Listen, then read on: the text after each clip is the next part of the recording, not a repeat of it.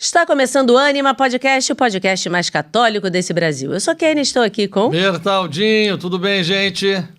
Tá faltando. Sempre azul. Estava esperando esse complemento.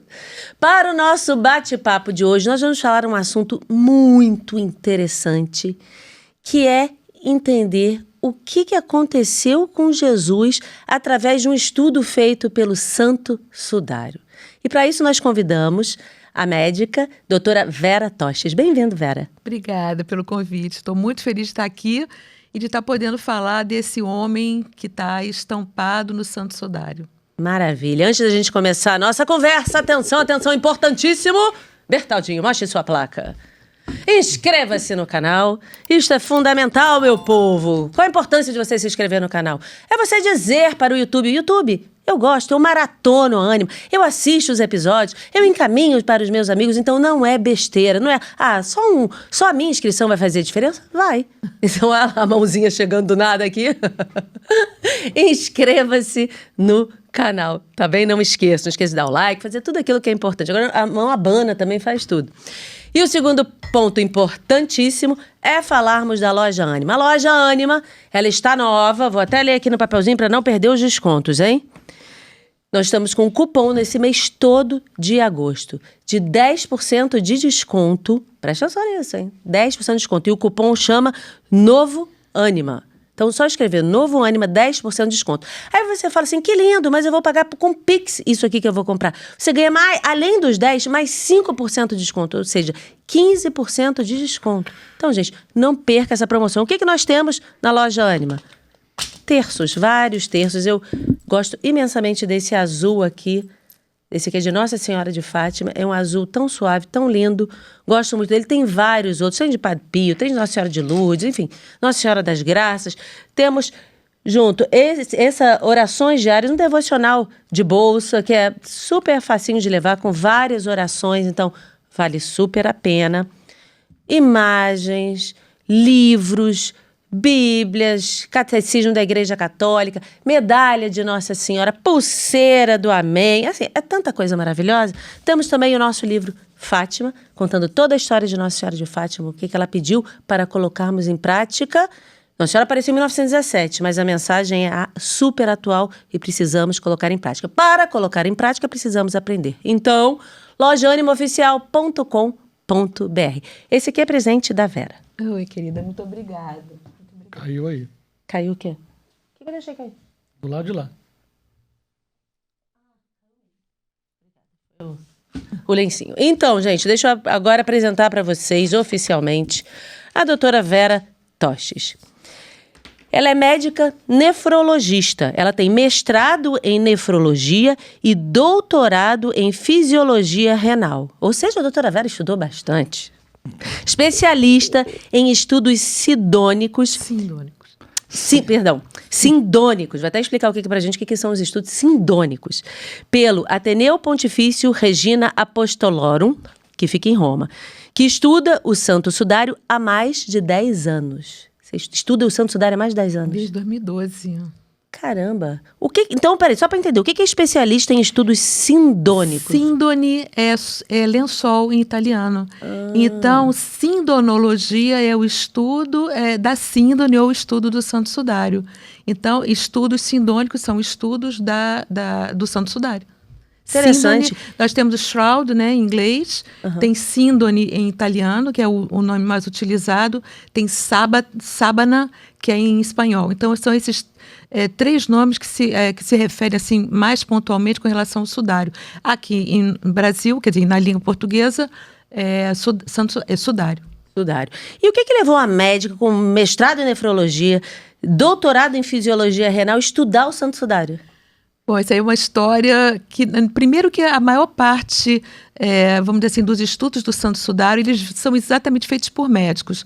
Eu acho que aquela coisa meio de São Tomé, né, ver para crer, né? Mas comigo aconteceu, foi em 2012, eu comecei a me interessar pelo estudo do Santo Sudário, depois veio a Jornada Mundial da Juventude e eu ia participar, ia trabalhar na jornada como médica, pela Nossa Senhora da Paz. E o padre Alexandre Pacioli, na época, ele estava dando, ia ter a exposição do Santo A gente Sudário. foi assistir. Sim, Muito bonito. e ele estava chamando pessoas para poderem fazer, guiar, como se fossem guias da exposição do Santo Sudário. Isso foi na paróquia da Gávea. E aí chamou, fez um grupo e tudo, quem queria fazer parte. E aí eu fui para esse grupo também. É uma exposição que ficou no Jardim Botânico? Isso, essa mesma. Ah, gente, durante viu? a Jornada E que Mundial da tinha os Juventude. pregos, os cravos. Sim, essa a mesmo. coroa. Essa mesmo, essa mesmo. Nós tivemos lá. E aí, no que ele começou a dar aula, ele falou, tinha uma bobagem médica na época, com relação, inclusive, à parte da eliminação da bilirrubina. Eu falei, não, isso aí não pode, isso aqui está errado. Aí daqui a pouco foi para uma outra parte, eu falei, não, isso está errado. Aí ele virou-se para mim e falou assim, ai, Vera, pelo amor de Deus, então você vai lá no Jardim Botânico e corrige. Aí fui eu para o Jardim Botânico para corrigir tudo que estava, na época, estava colocado medicamente errado. Entendi. Tá? E aí eu comecei realmente a estudar, porque eu fui realmente... Aí eu resolvi... Sabe aquela coisa assim que começa a te tocar de uma forma tão profunda que eu comecei a ficar assim no maior tempo possível dentro da exposição. Num determinado momento, foi exatamente que eu estava vendo os sofrimentos de Cristo, aquele momento assim que eu acho que eu posso dizer foi assim, aquele encontro com Cristo, né? Foi assim, foi bem, bem tocante, tá? Me mexeu muito comigo. E a partir daí, então, eu comecei a estudar muito Santo Sudário. Isso foi em 2013, mais ou menos, né? Que foi na época da jornada, né? E aí eu comecei a estudar, só que a dificuldade nossa, que o único livro que tinha mais importante era um livro, A Paixão de Cristo segundo Cirurgião, de Pierre Barbet, um livro que foi escrito, foi lançado em 1930, ele tem várias edições, mas ele estudou o Santo Sudário durante 20 anos, o Pierre Barbet. E aí eu comecei a comprar o que tinha aqui, praticamente que de literatura nossa, brasileira, você não conseguia nada. Pouquíssimas em inglês, a maior parte era em italiano, mas a dificuldade para chegar até aqui. Em 2014, 13, foi 14, eu nasci com um defeito na válvula aórtica, e eu tive que fazer uma cirurgia, só que a cirurgia foi meio que de emergência. Eu vim acompanhando, quando foi em maio, tipo assim, a válvula fechou e eu fui de emergência ser operada. Nesse inteirinho, quer dizer, logo no pós-operatório, um outro padre entrou em contato comigo e falou, eu sei que você está estudando Santo Sudário. Deixa eu até fazer um parênteses, porque quem na realidade fazia o acompanhamento da exposição Quem é o Homem do Sudário era o padre Alexandre Pacioli, que fazia, ele que levava a exposição, estava sobre a curadoria dele. E aí ele me pediu para assumir, então, essa parte de cuidar da exposição e dar aula. Então, eu saí pelo Brasil inteiro dando aulas do Santo Sudário. Nesse período todo, foi 2013, 2014. E aí foi quando eu tive que interromper por causa da cirurgia. Aí tinha um outro padre que era conhecido dele, virou-se e disse, Vera, eu vou te fazer uma visita, porque assim, enquanto você está de recuperação da cirurgia, que foi uma cirurgia de peito aberto, cirurgia enorme, você aproveita para você dar uma lida aqui nos livrinhos que eu tenho. Eu estou indo para Vitória, mas aí ele foi lá em casa, com uma malinha, estou eu achando que ele vai para Vitória direto, lá de casa, uma mala de mão, bagagem, mala de mão, né? Tá bom. Aí, papo vai, papo vem, num determinado momento ele falou assim, eu trouxe aqui os livrinhos. Aí ele me abre uma mala, a mala era só livro do Santo Sudário. Tinham 28 livros, desses 28. Eu acho que 6 livros em inglês e os outros 22 em italiano. Italiano você conhece mais ou menos, mas eu não dominava italiano. Falei, meu Deus, e agora? E aí entrei num cursinho desse de computador, foi até na Babel, para poder aprender o mínimo de italiano. Até que chegou num livro que era extremamente importante. Bom, ainda bem que você é estudiosa. Sim, fui correr atrás para ver como é que fazia. Eu fui alfabetizada em francês no colégio. Tinha aprendido latim. Então, são aquelas coisas que você, pela raiz, né, a raiz latina da língua, a sonoridade, exatamente, você acaba meio que pegando. E aí eu me lembro que eu empaquei no tal do livro, e aí eu fui dormir, pedi a Deus que me ajudasse a entender aquela passagem, que era uma passagem importante, que eu tinha até, inclusive, que dar uma aula. Aí eu falei, meu Deus do céu. E aí eu fui dormir. O fato é que de madrugada eu acordei assim como se eu estivesse vendo tudo, como se estivesse sendo traduzido. Foi uma coisa assim, muito impressionante. E a partir daí eu comecei a entender italiano de uma forma assim. Eu não falo, eu consigo hoje escrever e eu consegui entender de uma forma impressionante. Aí foi quando, então, eu me aventurei lá em 2019 a fazer o curso no Ateneu Regina Pontifício Apostoloro, que é parceria Roma-Turim, né? Então foram 2 anos, 19 e 20, pegou exatamente o período da pandemia.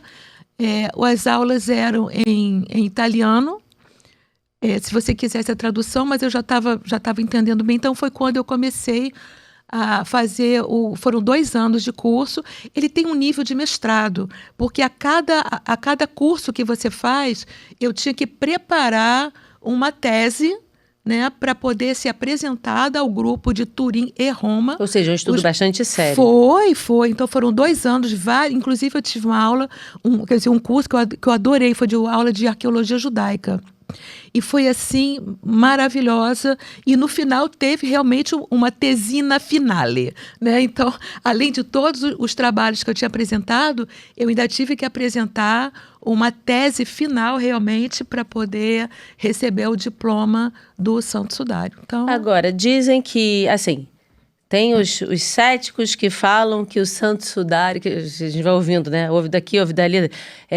O Santo Sudário foi feito a partir do ano tal, depois de Cristo. Explicar isso. Isso, é importante falar. Aí, não, já pegaram a pontinha do tecido e fizeram aquele teste de carbono. Carbono 14. Isso. E o que a ciência diz do Santo Sudário? A ciência diz, eu vou até explicar melhor isso, mas não, a ciência não tem como explicar. Porque realmente vamos dizer assim, tudo que está no Santo Sudário é impossível você justificar pela ciência. Então, saiu inclusive um trabalho recente agora de um brasileiro chamado Cícero Moraes, falando que o sudário tinha sido feito numa técnica de baixo relevo na Idade Média. Imagina uma técnica de baixo relevo na Idade Média. Então, tem uma estudiosa do Santo Sudário, a Manuela Marinelli, que é do grupo de Turim, né, que eu visitei o Museu de Turim, é maravilhoso. Eu fui em 2015 ver a exposição do Santo Sudário e fui ao Museu de Turim. Tem um grupo enorme estudando sudário há milhões de anos, incluindo a Manuela o Santo Sudário Marinelli. não fica exposto permanentemente, né? Não, só de tempos em tempos. De tempos em tempos. A última exposição pública, a extensão pública, foi em 2015. Tá? E aí, então, essa pessoa, Cícero Moraes, é um brasileiro, ele pegou uma foto do sudário, ele colocou num software público aberto, e ele não levou em conta a posição dos braços, ele não levou em conta presença de pólen, ele não levou presença de sangue. Ele falou que nada disso era relevante. Ele fez um trabalho pobre, vamos dizer assim, né? Um trabalho que a gente fica pensando como uma revista científica conseguiu publicar um trabalho que ele não cita nenhum trabalho que foi feito anteriormente. Esse senhor é médico? Não. Ele é curioso. Ele é curioso. Ele é um curioso, exatamente. Então, a Emanuela Marinelli fez assim, que é essa estudiosa lá de Turim, ela fez assim, inúmeros, nem questionamentos, ela apontou ponto por ponto. Os erros, né? Não tinha nada de acerto, só erro, né? Então, de vez em quando aparecem pessoas que querem meio que, hoje eu quero aparecer. Então, eles falam uma besteira. Teve algum tempo atrás, uns 3 ou 4 anos atrás, que falou que o sudário tinha sido feito com tinta. Então, de vez em quando, tem um aí que quer... Mas por que você diz que a ciência não consegue provar nada do sudário? O que é que está... como é que está impresso naquele pano aquela marca? Exatamente. A imagem do sudário é uma imagem que eles chamam... É uma imagem que foi construída... Eu tenho até a imagem aqui que eu acabei no... Mostrar. É uma imagem que ela tem uma dupla superficialidade, até a característica de dupla superficialidade. Como se tivesse no tecido duplamente? É isso que você está querendo dizer? Ela é o seguinte, ela só atingiu a camada superficial, as fibras superficiais, e cada 20 micrômetros, e cada fibra tem 0,2 micrômetros de profundidade. Então, atingiu 0,2 micrômetros de profundidade. Então, e outra coisa...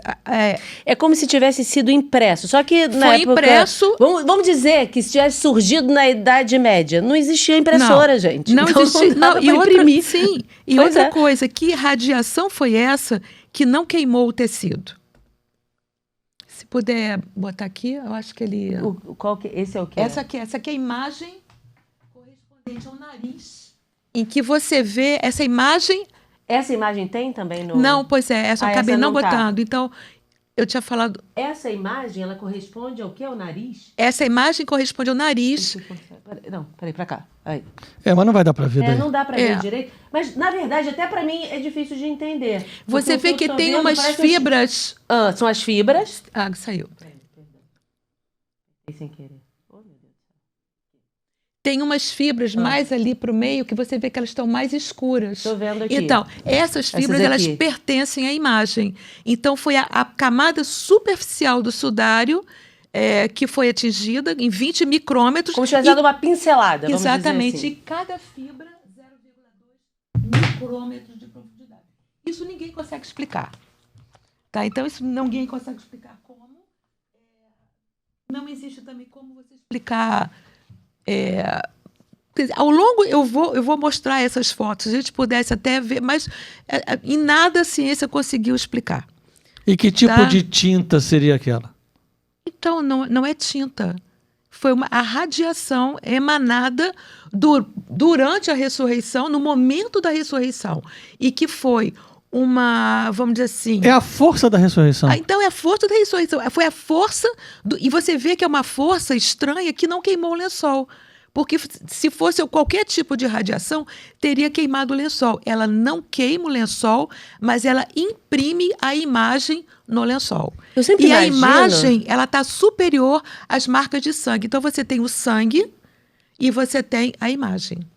Nossa, eu sempre imagino uma... É o que eu vou mostrar depois. Eu sempre imagino como se Jesus envolto no lençol, porque Jesus estava aqui, o lençol vinha aqui, passava por ele mesmo. Todo assim, não era? Sim. Aqui vinha dos pés, e envolto cobria, da cabeça e cobria todo. Ou seja, isso. Quantos metros tem? Ele tem 1,12 por mais ou menos 1,39, 1,40. E essa medida esquisita é o que é chamado cúbito sírio. Então, ele tem 8 por 2 cúbitos sírios, que era a medida métrica da época. E aí eu sempre imagino que na hora da ressurreição, é como, na minha imaginação, eu tenho imaginação fértil, tá? Eu imagino como se tivesse realmente dado como se tivesse uma explosão. Sim, é isso mesmo. A coisa barcou. E ele passa Ele passa. Ele não desliza, não é nada. Ele passa pelo lençol. E nesse passar, a imagem dele é impressa no lençol. Por uma radiação que a ciência não explica. Isso é fantástico. Não, e assim, fantástico também que o lençol não rasgou, né? Então são vários detalhes que você vai olhando e falando, gente, isso não é coincidência. Vamos voltar aqui um minuto. Quem guardou o sudário? Pois é. O sudário, o que acontece? O sudário ele é dividido em 2 partes. Então, nós temos a primeira parte que vai da sepultura até o século XIV, que é quando ele chega em Liré, na França, e depois você tem a segunda etapa, que é a etapa que eu vou falar mais, que é a etapa que vai do século XIV até os dias de hoje. O sudário, ele... Então, na época da Jornada Mundial da Juventude, a gente tinha aprendido várias teorias, só que essas teorias foram meias que colocadas descartadas, tá? Então, se falava que o sudário tinha ficado na mão dos cavaleiros templários. O que aconteceu? O sudário, ele sai... algum apóstolo pegou, tá? O fato é que num determinado momento, parece que o rei de Edessa estava com lepra, e aí pedem para que um apóstolo leve esse lençol até o rei, que era o rei Abgar V de Edessa. Leva, e ele fica curado. A partir daí, Edessa se torna, vamos dizer assim, ela se torna o primeiro reinado cristão. E aí o sudário passa a ser venerado ali, só que o seu neto cai novamente, volta ao paganismo. Então parece que um dos bispos da época pega o sudário e guarda o sudário. Isso nós estamos no século I. Essa é a teoria mais aceita. O sudário ele só vai ser encontrado em 525, porque tinha havido uma enchente em Edessa, em acho que 523, 24, e eles então resolvem recompor a cidade. No que eles vão refazer a cidade, eles acham o sudário numa das muralhas de Edessa, e Edessa volta a ser então rota de peregrinação. E aí os persas começam a se incomodar, principalmente Constantinopla, começa a se incomodar com aquele poderio de Edessa. Então, eles, em 904, o imperador de Edessa vai até Edessa e diz assim, olha só, se vocês não me entregarem, o nome se torna Mandilion. Mandilion, que é outro nome de sudário, lençol, tá? Então, se vocês não me entregarem, eu vou destruir a cidade de vocês. Então, para a cidade não ser destruída, Edessa entrega o Mandilion a Constantinopla. Então, Mandilion vai para Constantinopla e aí ele fica de 904 até 1204, quando existe, então, pela Quarta Cruzada, a invasão de Constantinopla. E as relíquias todas, a maior parte das relíquias foi para a França. O comandante da Quarta Cruzada era uma pessoa de nome Othon de la Roche. Então, ele era um cavaleiro templário. Por isso é que houve na época, lá em 2012, 2013, a hipótese que o sudário tivesse ficado nas mãos dos cavaleiros templários. Só que hoje se sabe que o Othon de la Roche, ele pegou o santo sudário e ele foi nomeado pelo rei da França, duque de Atenas. Então ele vai para Atenas. Então, a única relíquia, isso está documentado, a única relíquia que foi para Atenas foi o Santo Sudário. Ele era também chamado Conde de Sursa, a cidade dele era Reis-sur-Saône, na França. E aí ele fica mais ou menos até 1224 em Atenas, e depois então ele vai para essa cidade na França, que é Reis-sur-Saône. E aí eles encontraram no sudário também pólen de Atenas e pólen dessa cidade de Reis-sur-Saône. Então, o caminho do sudário está sendo construído a partir da descoberta dos pólens. Gente, é incrível, né? Tá? Então, ele levou o sudário para a França.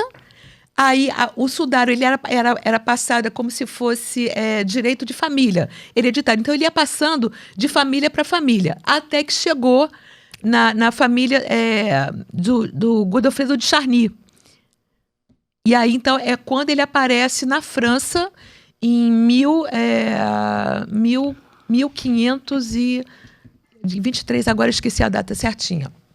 Mas assim, a igreja nunca tentou achar o sudário? O sudário foi na época de João Paulo II, porque não, lá atrás, Idade Média, antes e tal, ninguém nunca ficou caçando. Não, houve a maior confusão, pois é, porque a igreja queria o Santo Sudário, mas eles tinham medo de que, por questões políticas, que a igreja, vamos dizer assim, acabasse, por algum motivo, vamos dizer assim, que esse sudário fosse destruído. E por isso que ele passou de família para família até chegar em João Paulo II, e foi João Paulo II, então, que o Humberto... Mas imagina que o Santo Sudário está na nossa família. A igreja diz, eu quero o Santo Sudário. Vou dar não, vai ficar comigo, entendeu? Então, Humberto ninguém queria abrir mão. Então, ninguém queria abrir mão do sudário. E Humberto de Savoia, se não me engano, foi em 1982, que cedeu, então, o Santo Sudário ao Vaticano,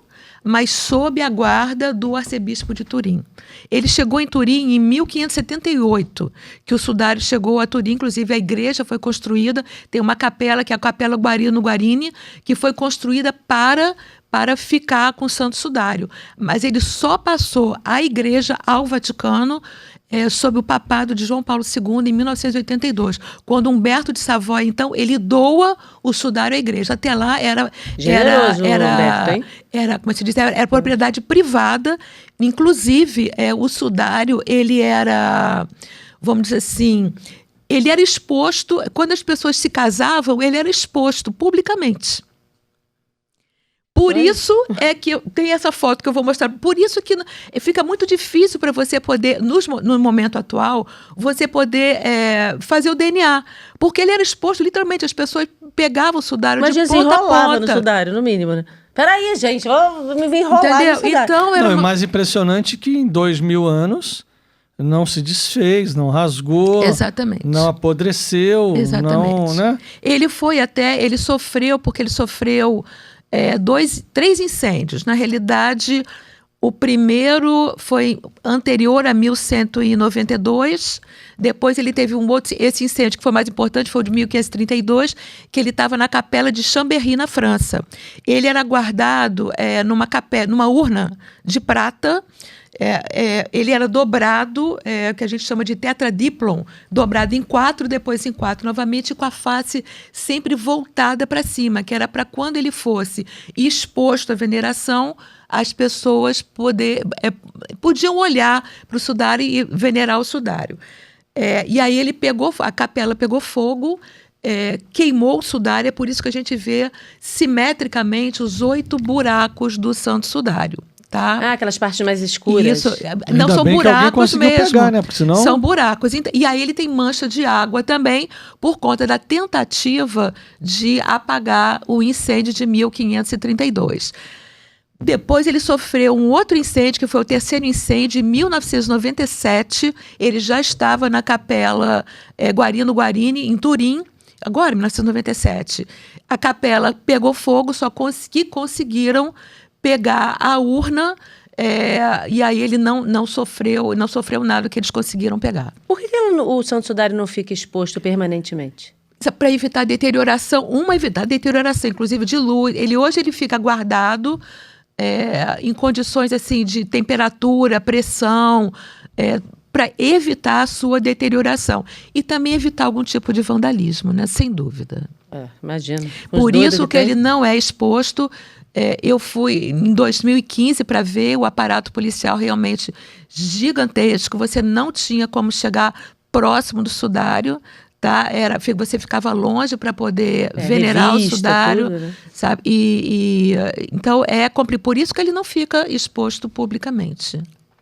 É incrível. E você tem fotos, não tem? Então, isso tudo que eu queria mostrar. Porque assim, a gente falou muito da história do sudário. Agora vamos olhar o sofrimento no sudário. Sim.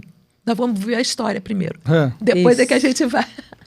Bom, então o sudário de Turim, né, ele tem gravado a imagem dupla de um homem que foi flagelado e crucificado, compatível com a descrição dos evangelhos da paixão e morte de Jesus. Nós podemos ver ali do lado direito a imagem dele de costas, e aqui na parte da frente, aqui da esquerda, nós vemos a imagem dele de frente, inclusive com as mãos cruzadas. O que causa uma estranheza também no sudário, porque o sudário tem marcas de sangue ao longo de todo o sudário.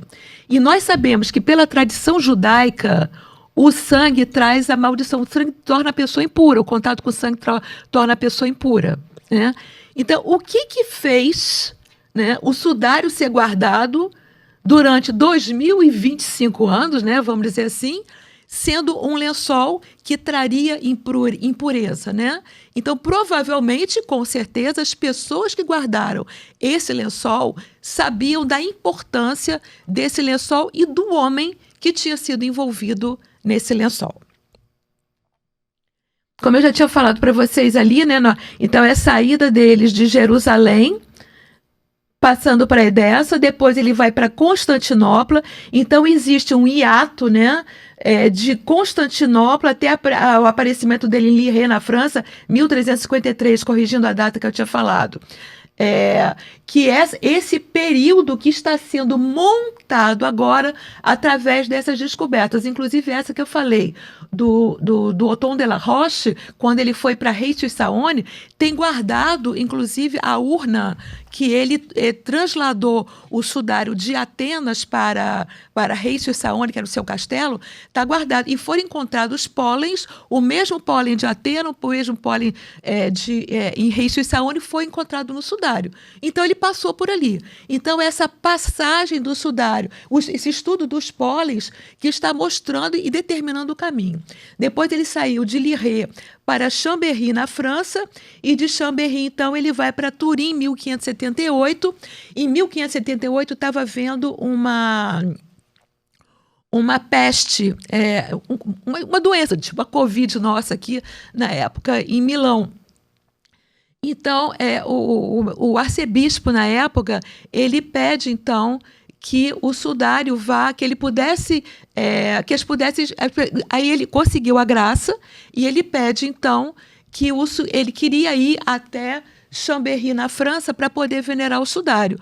Mas como era muito longe, então fazem o traslado de Chambéry para Turim, e é quando então o sudário ele fica definitivamente ele chega definitivamente em Turim em 1578. Tá?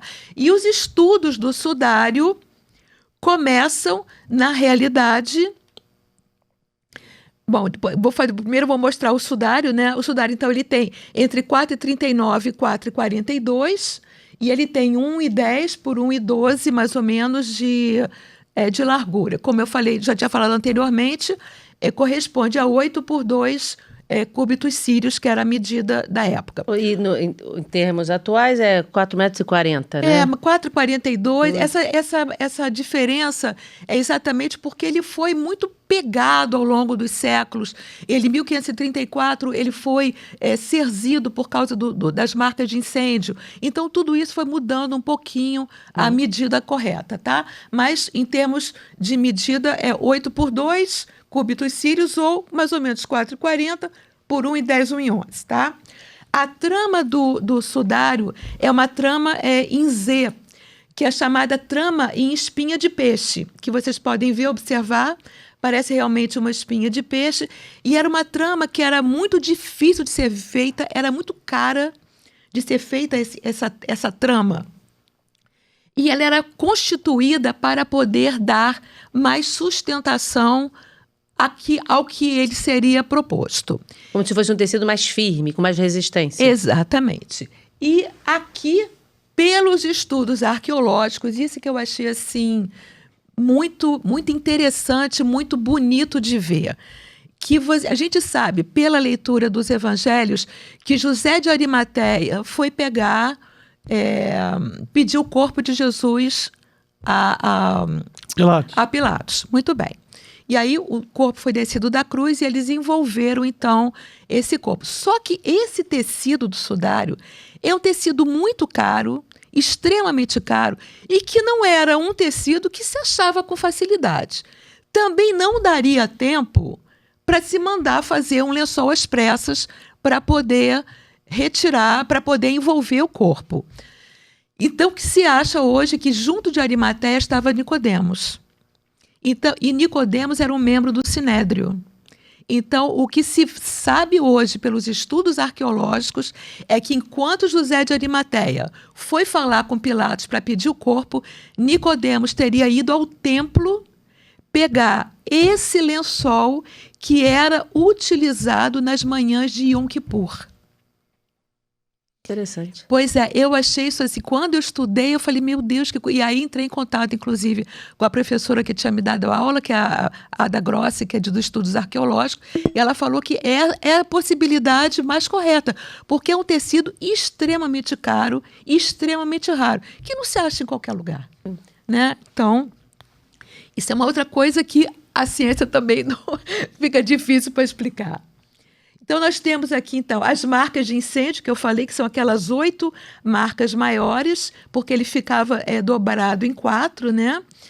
E aí, nós temos aqui à direita os halos que foram de água, as marcas de água, que foram na tentativa de apagar o incêndio de 1532 na Capela de Chambéry. Se vocês observarem, eu vou tentar mostrar aqui, ó. Tem essas outras marcas, não consegue. Tem duas marcas ali em L, uma de cada lado, e tem outras duas marcas aqui mais para baixo. Essas marcas em L, elas foram observadas, que nós vemos ali à direita, olha.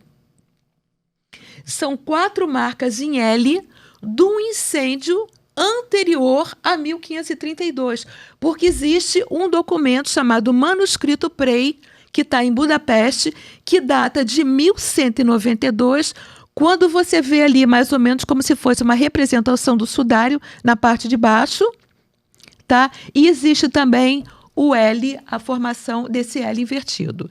Então, esse documento data de 1192. Aí a gente já para aqui.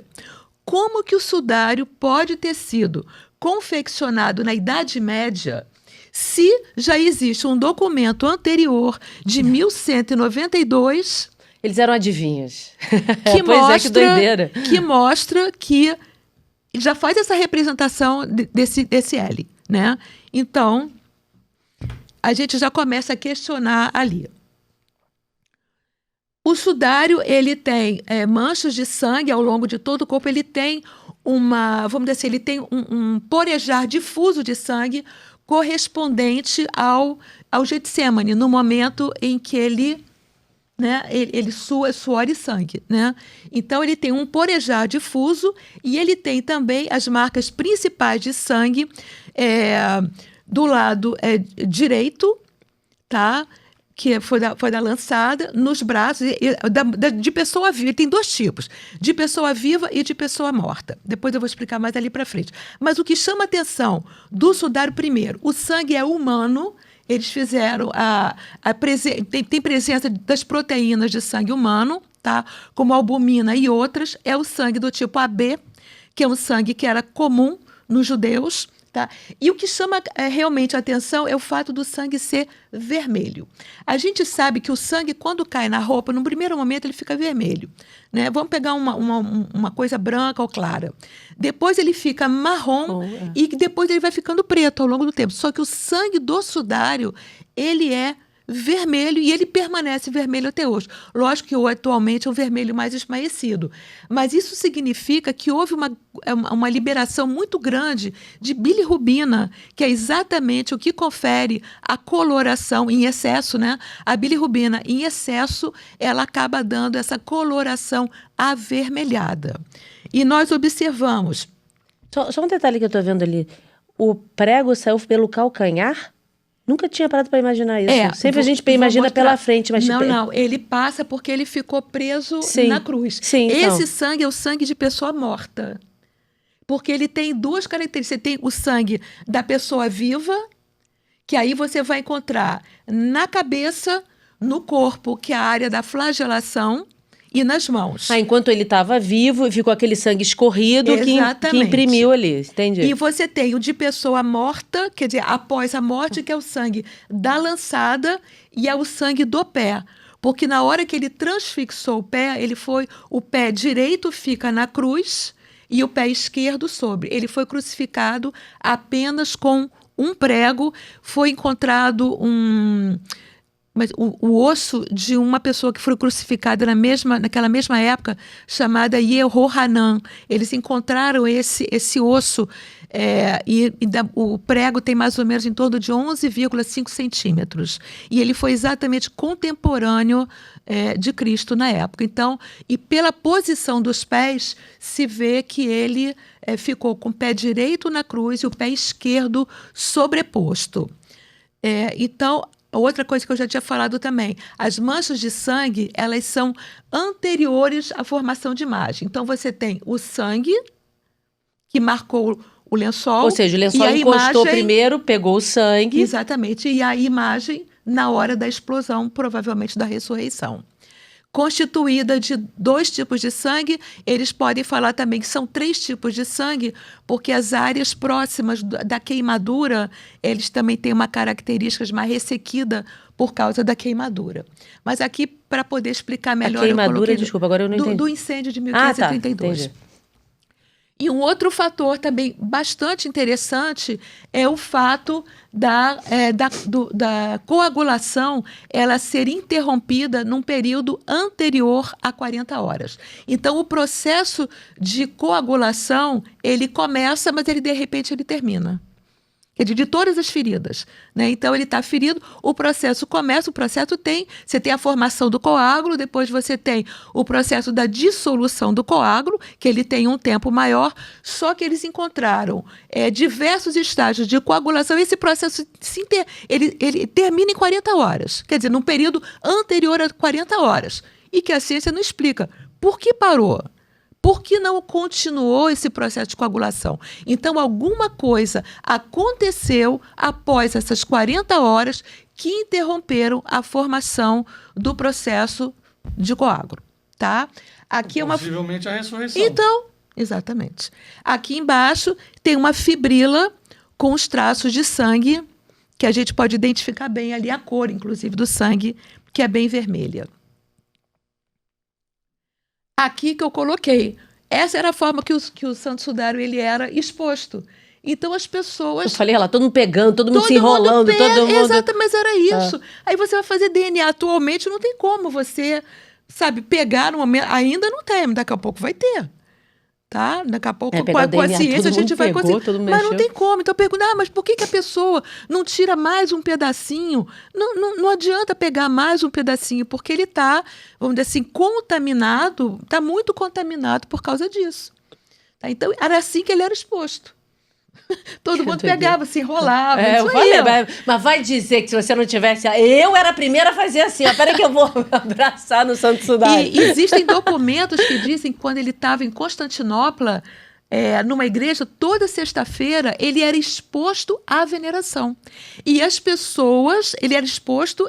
porque antigamente, vamos dizer assim, anteriormente, só a parte da face que era exposta. A partir da chegada em Constantinopla... Toda sexta-feira ele era exposto inteiro. Estendia e botava tudo dentro. E sem um vidro, sem uma proteção. Sem nada. Certamente sem luva para pegar. E a partir daí que muda a iconografia. Porque antigamente você tinha iconografia somente da face. A partir da chegada em Constantinopla que você passa a ter a iconografia do Cristo de corpo inteiro. Deixa eu contar uma coisa interessante. Até eu estava relembrando isso hoje com o Bertaldo. Eu estava fazendo adoração na Capela do Santíssimo, que eu fazia todo dia no Jardim Botânico.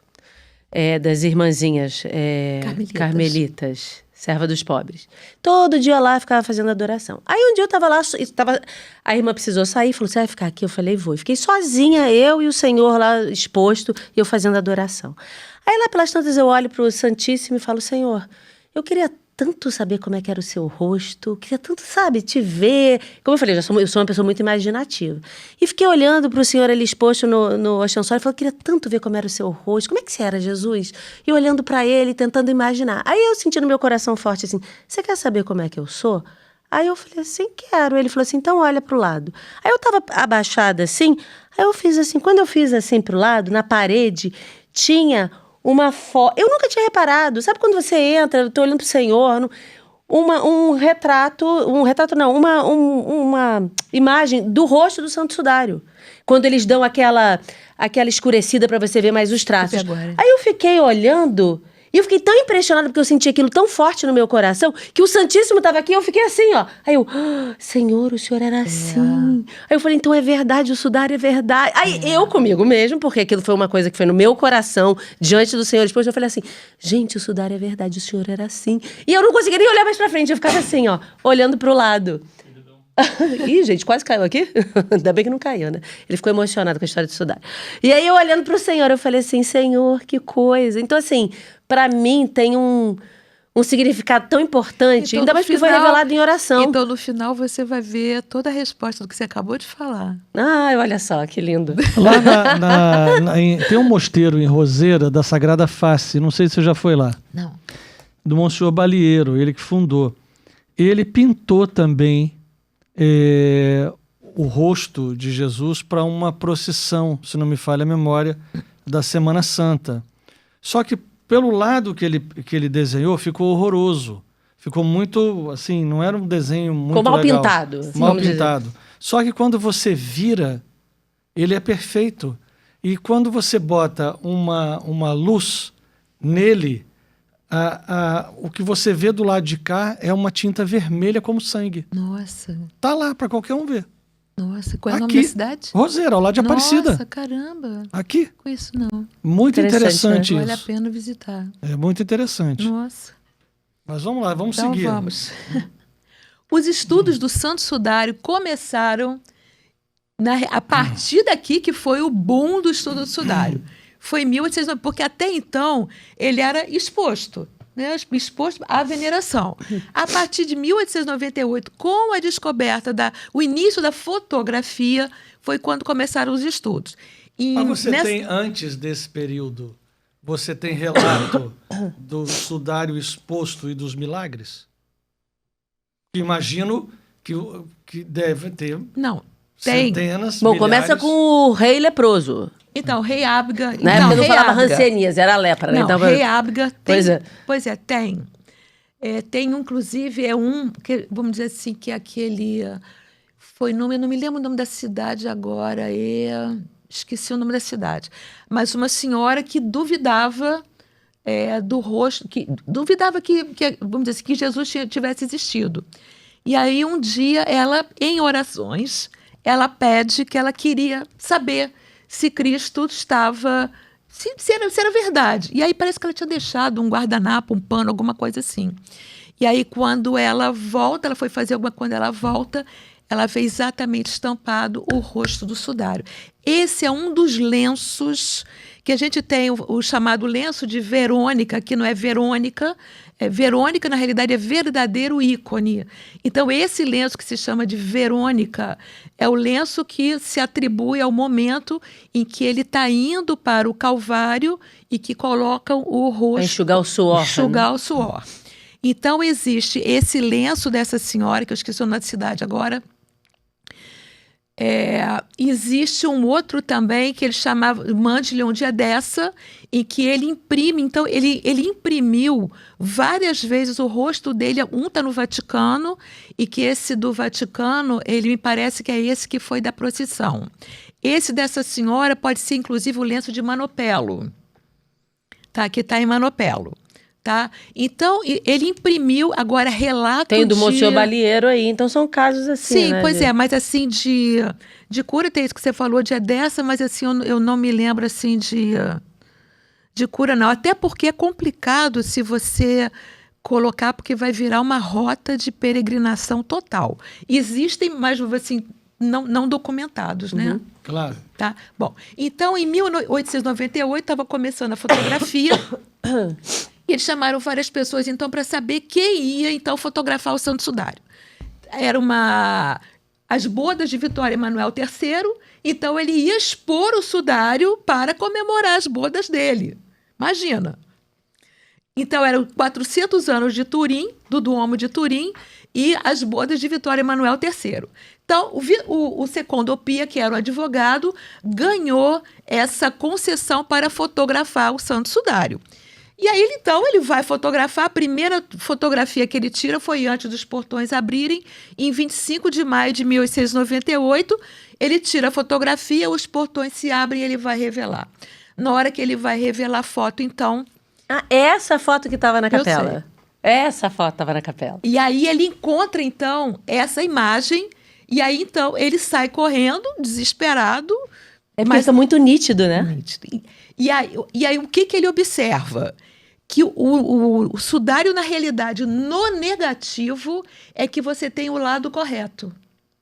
E o sudário mesmo em si, é o lado como se fosse a imagem no negativo. Então, o negativo funciona como imagem revelada e como se diz, e a foto, em positivo, ela funciona como um negativo.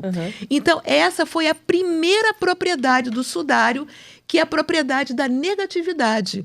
Isso foi a segunda foto, então, ele já tirou de corpo inteiro, em 28 de maio de 1898. Olha a quantidade de chicotada. Isso eu vou mostrar daqui a pouco. Caramba, gente, olha isso.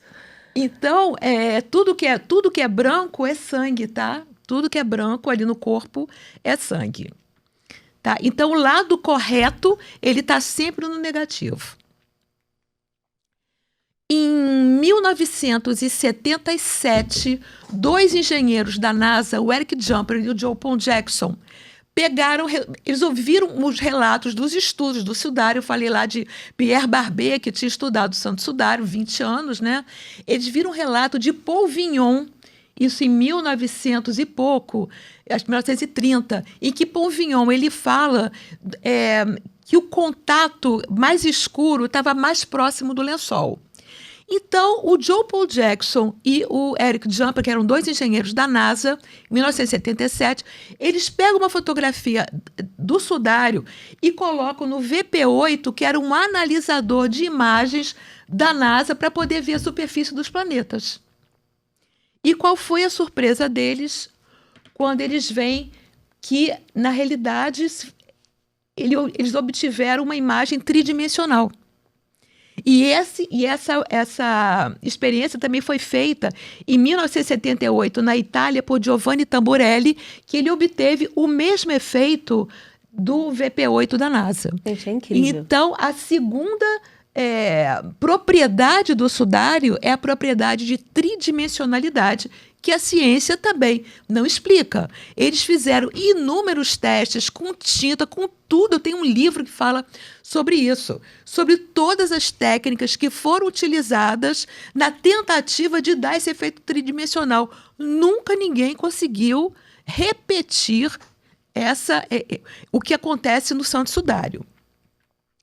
A outra propriedade é a propriedade da translucidez, em que você observa como se fosse um raio-x. E a outra propriedade é a propriedade holográfica, que essa propriedade foi mais ou menos em 2000, houve um incêndio de 1997, lá em Turim eles pegaram a urna e tiveram que fazer então uma acariação para ver o que tinha sido acontecido com o sudário e se tinha acontecido E aí existe um relato de Aldo Guerreschi, em que ele fala que quando eles pegavam o sudário, ora a imagem, eles viam a imagem em cima, e quando eles mexiam o sudário, que o lençol baixava. Então, esse relato estimulou Petrus Sunz, assim, isso aqui parece um efeito holográfico. Então, ele pega a imagem do sudário e coloca para uma gravação de holograma. E é essa gravação, então, que a gente viu que tinha, inclusive, na Jornada Mundial da Juventude, que você vê como se fosse uma pessoa que estivesse ali dentro do quadro. Então, o sudário ele tem 4 propriedades: a propriedade da negatividade, a propriedade da translucidez, da tridimensionalidade e a propriedade holográfica. Ciência não explica. Fantástico isso, gente. Foram feitos vários estudos. Então, a partir de 1898 foi um crescente de estudos, né?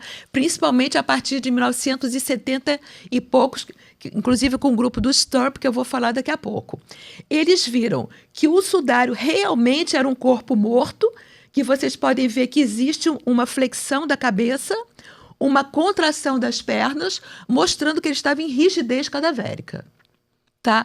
Fazendo vamos dizer assim, esticando essa imagem, eles viram que ele teria em torno de 1,75 a 1,83, uma projeção, né?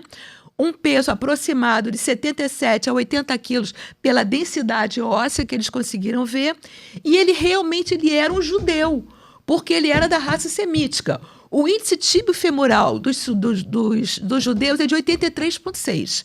E no sudário nós encontramos, na parte da frente, um índice de 83,9 e na parte de trás, 83,7. Tá? Isso por causa do sudário, né, que ele faz isso, né? Com uma média de 83,8. Então, ele é realmente um judeu. Então, esse homem que está envolvido no lençol é um judeu. Com um sangue AB, que é um sangue muito comum nos judeus. A partir desses dados, Luigi Anderson Mattei, ele fez uma escultura que vocês devem ter visto, que estava na jornada, e a gente encontra essa imagem também no Museu de Turim, nós encontramos em Jerusalém, e essa imagem também está na Igreja de Santa Madalena, em Portugal, em Lisboa.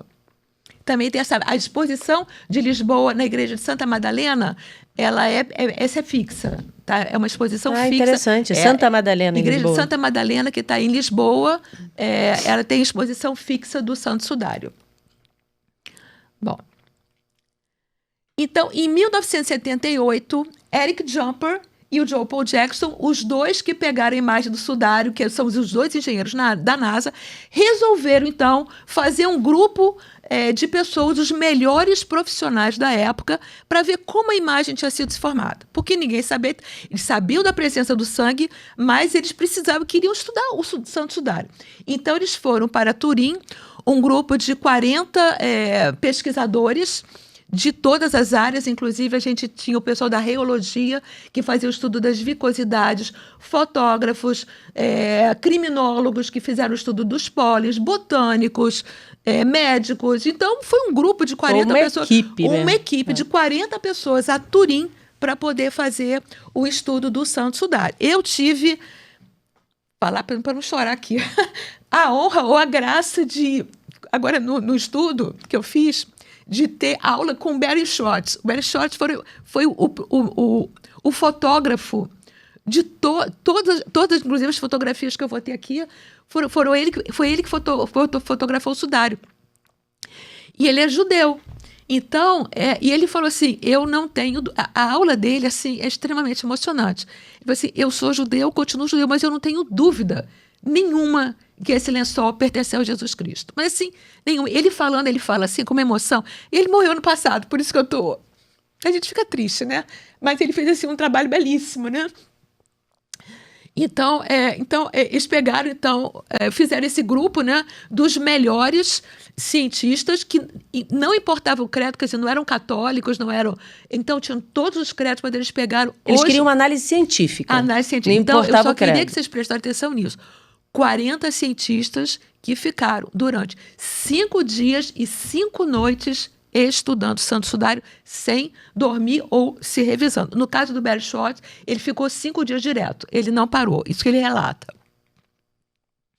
Então, aqui a gente vê, tá, eles estudando o sudário em todas as... para poder ver como tinha sido feito, eles chegaram à conclusão, então, que a imagem tinha sido causada por desidratação e oxidação das fibras no momento da ressurreição. Então, a fibra, vamos dizer assim, a desidratação e a oxidação ocorreu num determinado momento. Provavelmente, com certeza, na hora da ressurreição. Tá? Aqui nós vemos a imagem da planta, o Kênia, que você tinha me falado. Ali é o pé direito, à direita, tá?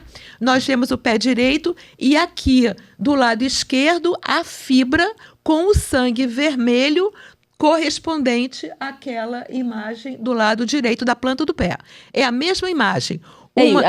A minha pergunta foi, porque às vezes as pessoas dizem, o prego foi mais para cá, o prego foi mais para lá. Não foi na mão porque rasgava, foi aqui. Pois é, o do pé saiu, o que eu entendi, saiu pelo calcanhar, né? Para mais ou prender. menos aqui, nessa altura, mais ou menos próximo ao calcanhar. Entendi. Exatamente.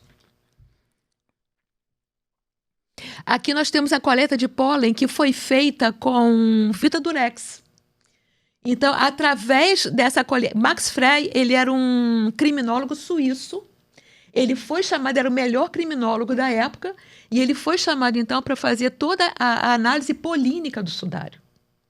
O sudário é o objeto mais estudado de toda a humanidade por todos os científicos. É por isso que eu te digo para você. Aí vem uma criatura que resolve dizer... do nada. Veio lá sem pegar referência nenhuma. Nada. E dão crédito, que é pior. Que é pior, exatamente. Então, nós temos ali os vários pólens que foram encontrados. Aqui nós temos todo o mapeamento dos pólens, tá? E esse aqui é o Helichrysum espécie, que é o pólen que está presente também na face de Oviedo. Em Oviedo, nós não temos imagem. O sudário de Oviedo, ele só tem o sangue. O sudário de Oviedo, porque quando você tirava uma pessoa da cruz, na época você tinha que botar, era costume, até hoje, você cobrir o rosto da pessoa. Então, o sudário de Oviedo foi aquele lenço, né, em que na hora que ele saiu da cruz, botaram o lenço no rosto dele. Esse sudário, não sei o caminho que ele fez, mas ele foi parar na Espanha, em Oviedo. tá? É também, então, por isso que eu te falei da sábana. Sábana é o nome em espanhol de lençol, tá? Sábana santa. Então, o sudário tem o mesmo, a face de Oviedo tem o mesmo pólen que tem na face do Santo Sudário de Turim, tá? E esse aqui é o Avino Andani, que é um botânico, e que vamos dizer assim, está sendo um pouco questionado hoje sobre a possível marca das flores sobre o linho. Eles acham que, atualmente, hoje pelos estudos arqueológicos, que na realidade houve um efeito de pareidolia. Sabe o que é pareidolia?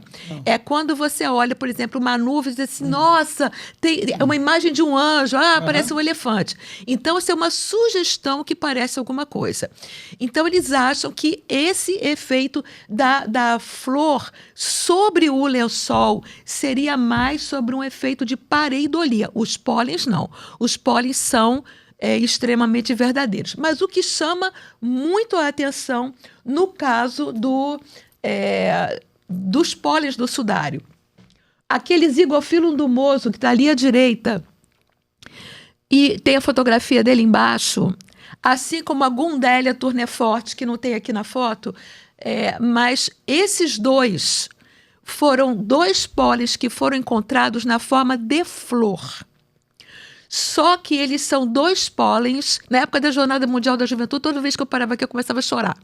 Então, porque foram 2 pólens que foram encontrados em flor e elas só florescem nos meses de março e abril, que foi exatamente o momento da crucifixão, que é a nossa quaresma, né? No momento da Páscoa, né? Gente, são tantas evidências. Sim. Caramba, muitas. Então, o Zygophyllum dumoso, tanto ele quanto a Gundelia tourneforte foram encontrados em flor.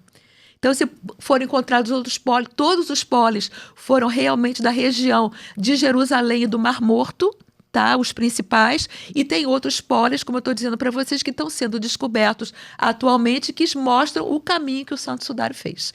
Mas esses 2, o Zygophyllum dumoso e a Gundelia tourneforte, são, assim, forte evidência da época em que ele foi crucificado. Foram encontrados também, por microscopia eletrônica, a presença de mirra. Foi encontrado um glóbulo vermelho na altura do pé, e foram encontrados também células de pele, tá? Na altura das costas. Mas essas células de peles, que eu digo para vocês, não como sabe ele foi se é tanta tão gente manuseado, exatamente, que pegava, né? Mas a mirra, sim, tá? Outro que também está sendo questionado, isso na época da Jornada Mundial da Juventude, eu falava da colocação das moedas, mas quando eu fiz o curso de Turim, eles praticamente já nem falam mais, porque eles dizem que também é um efeito de pareidolia. Por quê? De achar que tem moeda no olho. De achar que tem moeda no olho, exatamente. Porque, primeiro, aqui o lepton símbolo teria sido colocado no olho esquerdo e o de lepton litus do lado direito. O lepton símbolo, ele tem a libação, como se fosse a libação, uma fotografia de um cálice. E o de lepton litus como se fosse um cajado. Aí você pensa, se eles sabiam exatamente quem era aquele corpo que eles estavam envolvendo no aroma, como eles iriam colocar um objeto pagão que seria uma moeda? Não faz sentido. Não faz sentido. Não. Então, através dos estudos arqueológicos, eles estão achando que realmente foi mais um efeito de pareidolia, tá? Uhum. Bom, aqui a datação do carbono 14. Então, deixa eu até beber um pouquinho d'água. Então, eu falei para vocês que em 1977, 40 estudiosos do Santo Sudário ficaram 5 dias e 5 noites para estudar o Santo Sudário. Em 1988, então, eles resolveram chamar um grupo de pessoas que tinha feito aquele estudo, um grupo selecionado, para poder fazer, então, retirar fragmentos do Santo Sudário para poder fazer a datação do carbono 14. O carbono 14 é uma forma de carbono que ele vai desaparecendo com a idade da pessoa. Então, quanto mais velha a pessoa menos carbono 14 você vai ter. Então, eles chamaram o grupo, houve uma licitação, eles chamaram um grupo, na realidade foram entre 5 a 7 laboratórios chamados para poder fazer essa datação. Foi marcada a hora, tá, dessa datação, desse grupo de 7, ficaram 5, desses 5 acabaram ficando 3. E no bendito dia marcado, então, tipo, 8 horas da manhã, todo mundo lá no Museu de Turim para poder fazer a datação. Quando eles chegaram para poder fazer, já havia um grupo anteriormente colocado lá para fazer a datação. Então, foi isso que eles chamam de conspiração pseudocientífica. Então, foram chamadas pessoas que jamais tiveram contato com o sudário para poder fazer pegar fragmento do Santo Sudário. Então, foi retirado um fragmento de 8,1 por 2,1, próximo exatamente na queimadura, vocês veem ali o buraco, próximo da queimadura. Então, foram dados 2 fragmentos para o laboratório do Arizona, um fragmento foi encaminhado para Zurique, um fragmento para Oxford. E eles foi retido uma quantidade de fragmentos. E aí foi dito que o Santo Sudário teria sido confeccionado na Idade Média entre 1260 e 1390. Eu me lembro dessa confusão aí. Só que o pessoal que tinha estudado 40 dias, os 40 que estudaram 5 dias e 5 noites, ficaram furiosos, falaram, não é possível, está tudo errado. E eles viram que havia realmente uma conspiração científica, porque, inclusive, um bispo já tinha feito um livro e estava somente aguardando a publicação da Nature para poder publicar o livro dizendo que o sudário não passava de falsidade. Então, houve realmente uma conspiração científica na época. E aí eles continuaram estudando e o Raymond Rogers, ele começou a estudar e ele viu que havia a presença de goma, resina, algodão, corante e vanilina nas amostras fornecidas para análise. E o tecido, na realidade, era um tecido que tinha sido serzido pelas clarissas em 1534, quando o sudário pegou fogo.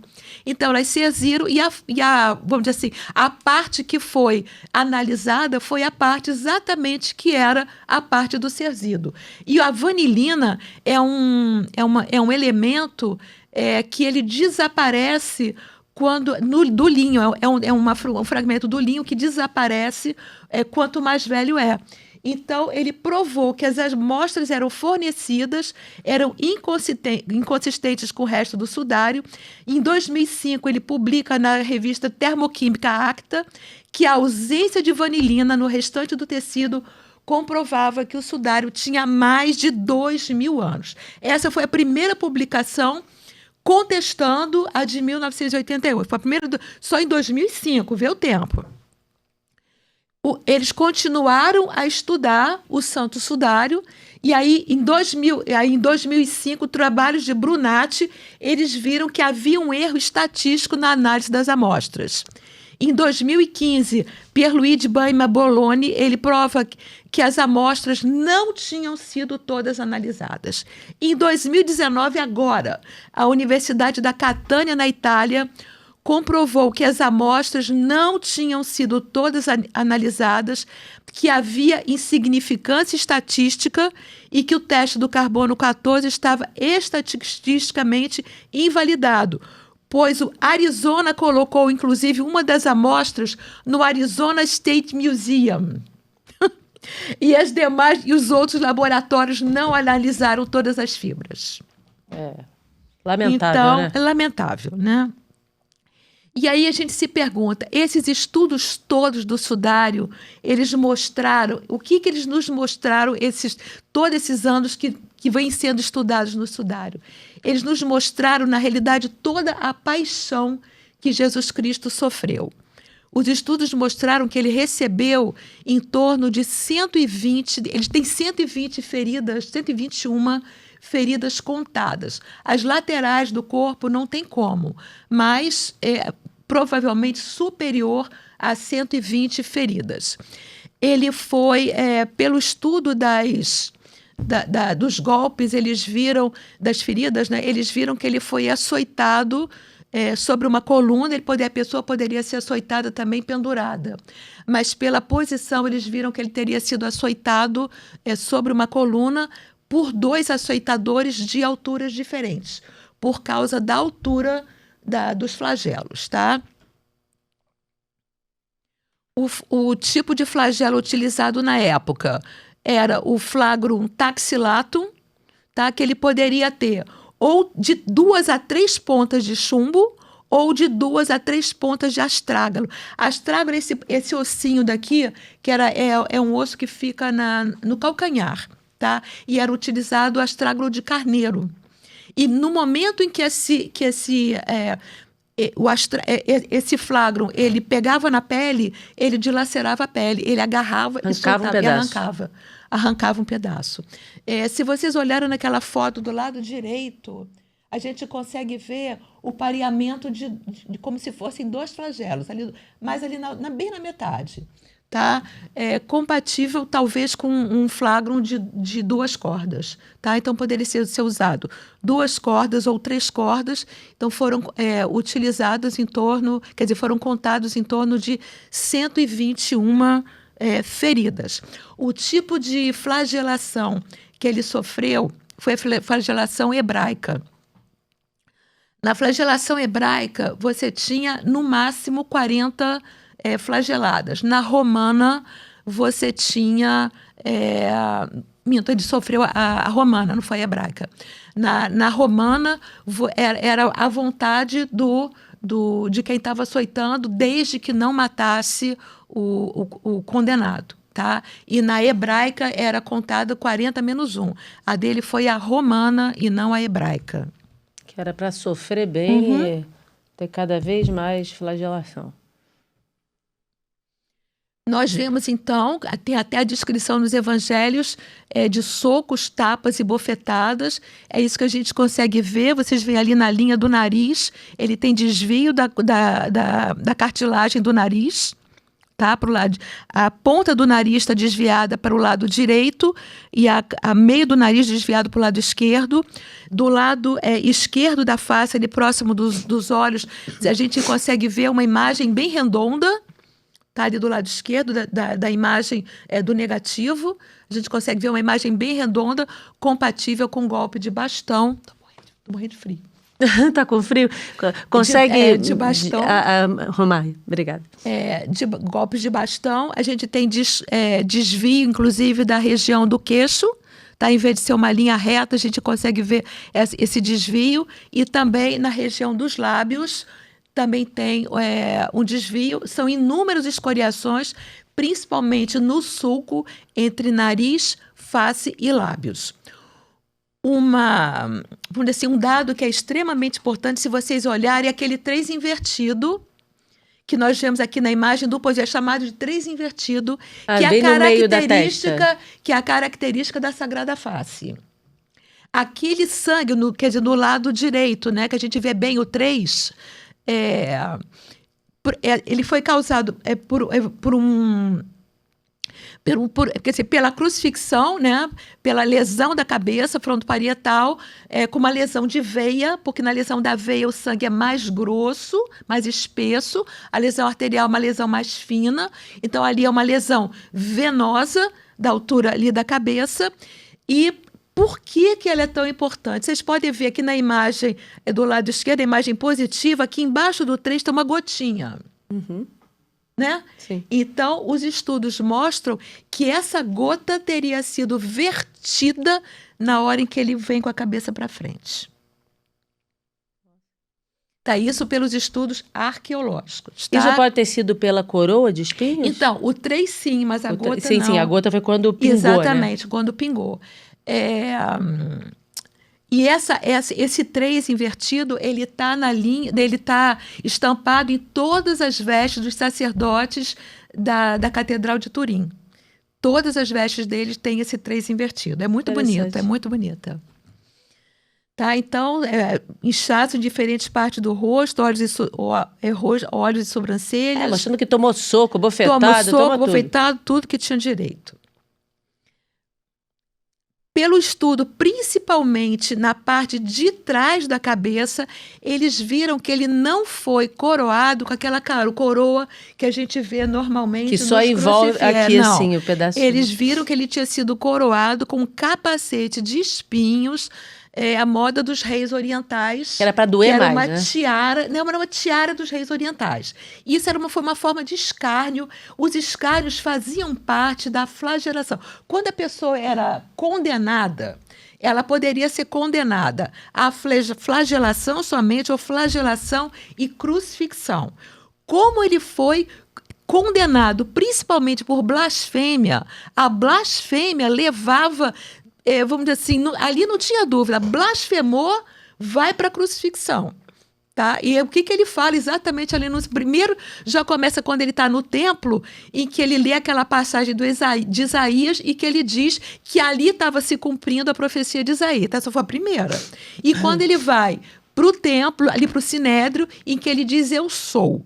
Né? Então, no que ele diz assim, eu sou, ele estava blasfemando. Então, ali foi considerada blasfêmia na hora que o sacerdote rasga as vestes e diz, agora ele vai ser crucificado. Então, a pessoa poderia... Então, blasfêmia era igual a crucifixão. Só que não era crucifixão direta. Você tinha a flagelação, você tinha os escárnios e você tinha a crucifixão. Os escárnios ficavam por conta... das pessoas que estavam flagelando, porque quanto mais público eles tivessem, mais maldades eles iam fazendo. Tá? Então, os escárnios eram públicos. E ele foi coroado como rei de Israel. Por isso é que lhe deram um cetro, por isso é que lhe deram um manto e por isso que lhe deram a coroa, segundo os reis orientais. A coroa dos reis orientais era um capacete, não uma coroa. Tá? O estudo, então, principalmente pela parte da cabeça, da parte de trás, é que viram que era um capacete de espinhos. Eles encontraram, na parte de trás, são 20 feridas na cabeça, e na parte da frente, na região occipital, frontoparietal, 13 feridas na cabeça, na parte da frente, e 20 na região occipital, que é na parte de trás. Eles viram também que ele carregou o patíbulo. E como é que ele fez esse estudo? Primeiro que, quando eles carregavam o patíbulo... Ou seja, ele não carregou a cruz inteira, não, só o pau transversal ali. O patíbulo era a parte transversal, o estipes, que era a vertical, ele já ficava no calvário. Então, eles carregavam o patíbulo, um ligado ao outro, e existem marcas no pé, tá, vamos dizer assim, que ele estava com uma corda, pelos estudos arqueológicos também. Essa é a primeira vez que eu vejo que estava ligado um ao outro. Então, ontem, inclusive, me fizeram uma pergunta. Mas Simão de Cirene ajudou. Sim, mas ele estava ligado a uma outra pessoa. Ajudou ligado. Ajudou ligado. Entendeu? Ajudou ligado. Ele caiu, mas ajudou ligado. Então, eles eram unidos um ao outro para evitar que eles fugissem. Alguém nessa situação vai conseguir fugir? Sim, mas eles... Mas a maldade é tanta, a loucura é tanta que o que puder fazer para humilhar, eles fazem. O patíbulo, que é essa parte transversal, ele tinha em torno de 20 a 80 quilos. Então, por esse daí, normalmente, um peso médio em torno de 40 a 50 quilos. Por isso que não se carregava a cruz inteira, porque não tinha como carregar a cruz. Ele carregava o patíbulo e não a cruz, tá? E como é que se sabe no sudário que ele carregou o patíbulo? Que a gente vê, nós vemos as marcas ali à esquerda e principalmente à direita eles fizeram um estudo, uma análise para ver da ferida de um lado e de outro, eles viram que tinha uma angulação de 20 graus, compatível com o deslizamento de um objeto muito pesado.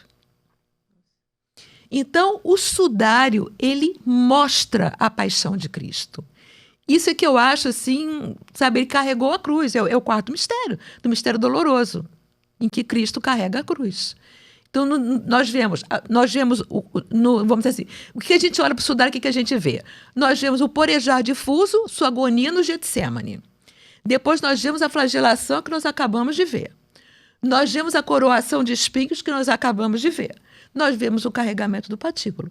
Então, você olhar para o Santo Sudário, você venerar o sudário, é você rezar os mistérios dolorosos.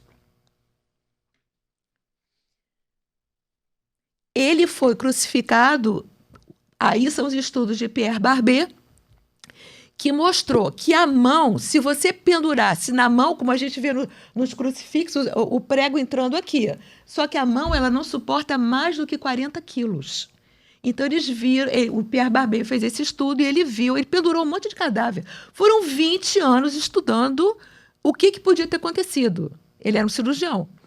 Então ele estudou pendurando um monte de cadáveres para saber o que ia acontecer. Rasgava esse pêndulo e caía. Exatamente. Então ele viu, e uma outra coisa que foi o que chamou a atenção a ele, que só aparecem 4 dedos, da mão esquerda e da mão direita. Compatível com a lesão do nervo mediano.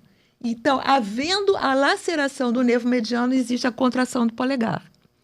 Por isso que ele viu que o prego tinha entrado no chamado espaço de Destot, que é exatamente ali onde tem aquele prego. É como se fosse essa parte aqui? Aqui. É, Mais que ou menos pega aqui e Isso, sai é aqui. no pulso, exatamente. Então, houve a lesão do nervo mediano com a contração Do polegar. do polegar. Agora, É que alguns ainda diziam que amarravam, né, aqui, que era para sustentar, e que cravavam aqui, mas pela imagem. Não, ele não foi usado corda. Você poderia ter a pena de suspensão. Naquela época eles não chamavam nem crucifixão.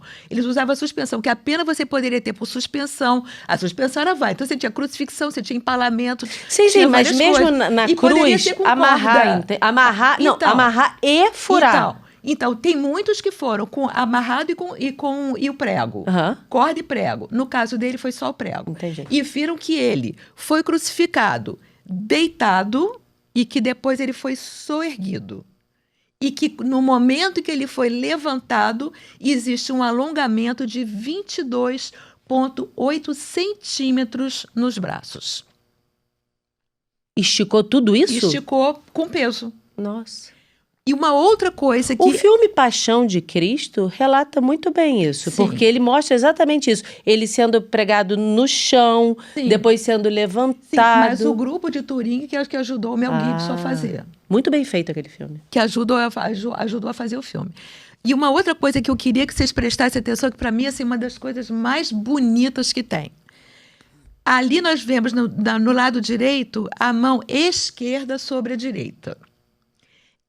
É costume judaico, quando a pessoa morre, ou você deixa as mãos ao longo do corpo, ou a mão direita sobre a mão esquerda. Aqui nós vemos o oposto.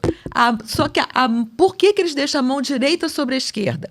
A mão direita, ela invoca a misericórdia, para que a justiça divina se faça de forma branda. Aqui é exatamente o oposto. A mão esquerda sobre a direita, porque ele já era um homem justo, ele não precisava de misericórdia. Por isso é que nós vemos no sudário a mão esquerda sobre a direita, e não como o costume judaico, que era a mão direita sobre a mão esquerda. Pelo estudo do fluxo de sangue ao longo dos braços do sudário, eles viram que havia uma angulação de 35 graus. Mostrando que ele, na cruz, ele com aquela foto direita, que ele se levantou e abaixou 30 centímetros para poder respirar. E aí isso mostra também, quer dizer, inclusive pela planta dos pés, que ele não teve o supedâneo, que a gente vê muito crucifixo com aquele apoio de pé. E ele não teve o supedâneo. Tanto porque a gente Para poder fazer isso para respirar. Porque pelaquela imagem do pé... a gente vê que ele ficou com o pé realmente na cruz, no madeiro da cruz. Ele não teve aquele apoio de pé. E o supedâneo era, vamos dizer, ele alongava muito mais a morte, porque a pessoa tinha um apoio para poder respirar. E ele não teve esse apoio. Tá?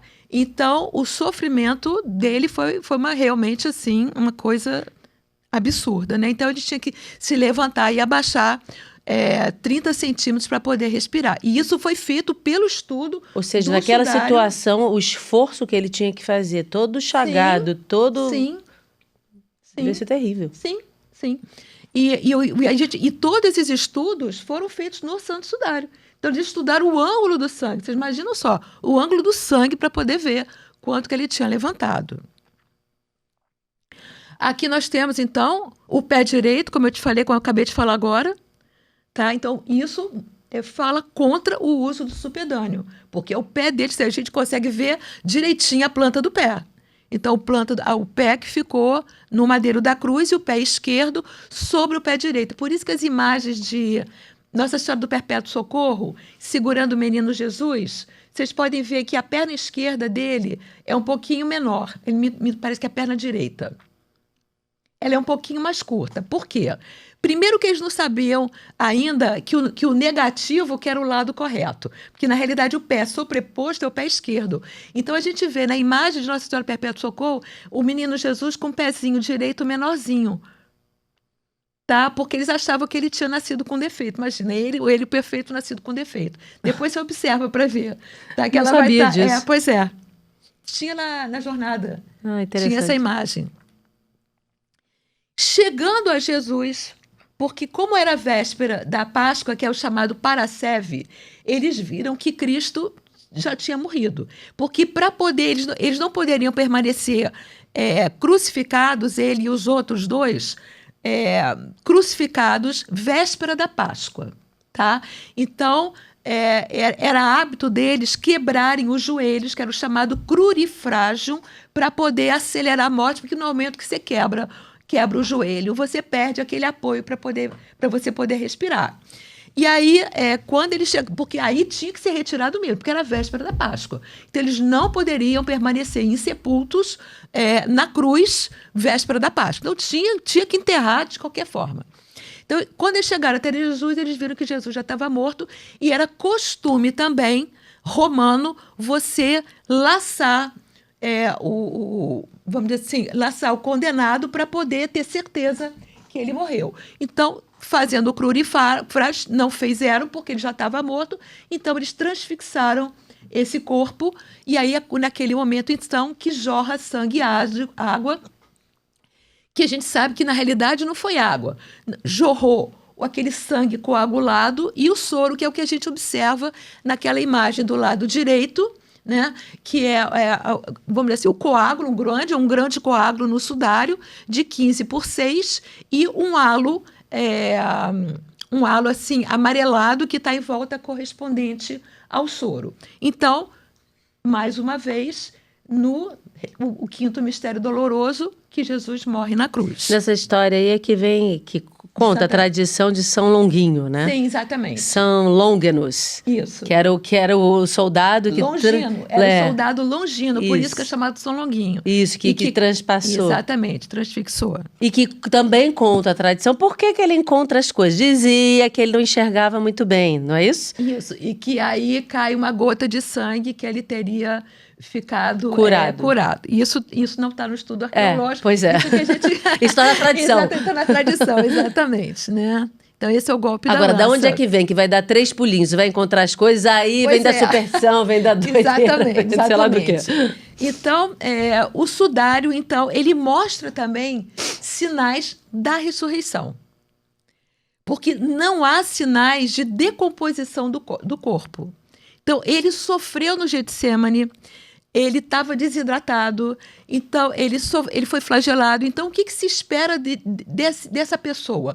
Que o seu corpo ele tenha vamos dizer assim, uma decomposição mais rápida do que uma pessoa normal, até porque ele ficou no sepulcro quase 3 dias, né? O cadáver, descolando-se, deixou o linho intacto, sem a mínima alteração das fibras e sem modificar os traços de sangue entre o corpo e o tecido. Um cadáver coberto de chagas não poderia jamais ser retirado do pano, né, que o continha, sem alterar o pano e os sinais de sangue que estavam neles. A imagem formada está acima das manchas do sangue.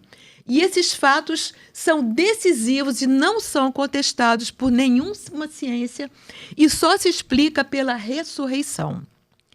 E aí eles observaram o corpo, isso aqui também foi em 2011, eles pegaram o corpo do sudário num setor de engenharia da Itália, que é o Enea, e eles observaram que ele apresentava uma contratura total da musculatura ali das costas, que é a musculatura dorsal e deltoide.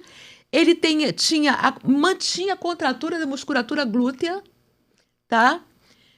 e a contratura das panturrilhas. Quando você observa uma pessoa morta, a pessoa perde o tônus. A pessoa morta sobre um lençol, ela perde o tônus. Sim. Esse tônus aqui é aquilo que a gente estava falando no início. É como se ele tivesse ficado, vamos dizer assim, quase que em levitação dentro do lençol. Tá? Ele estava em contato com o lençol, mas ele não se deformou. Né? Então, podemos deduzir que a imagem ela não se formou com o contato do linho com o corpo. Foi exatamente uma imagem gravada na hora da ressurreição. E ele não perdeu o tônus, ele continua íntegro. Vamos dizer assim, muscularmente falando, ele manteve o seu tônus. Ele não perdeu o tônus mesmo do último dia, terceiro dia aí de morte. Bruno Barberis, que é Gente, é impressionante isso. um estudioso do Santo Sudário, ele é do grupo de Turim, ele é matemático, mas as aulas dele são fantásticas. Ele resolveu fazer um estudo estatístico para saber, na história, qual a possibilidade de encontrar uma outra situação similar a essa do Santo Sudário. Então, ele viu que o envolvimento no lençol não era uma coisa tão comum. Por quê? Uma pessoa, quando era crucificada, principalmente pelo crime de blasfêmia, ela não tinha direito a ser envolvido no lençol ou ser sepultado. Tá? Ele era jogado numa vala. Ele foi crucificado por blasfêmia.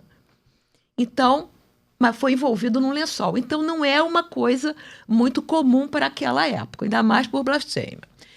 Coroação de espinhos, não existe relato em toda a história, inclusive de Flávio Joséfo e de todos os estudos anteriores a Cristo. A crucifixão, tem relato da crucificação em torno aí de 100 e poucos antes de Cristo.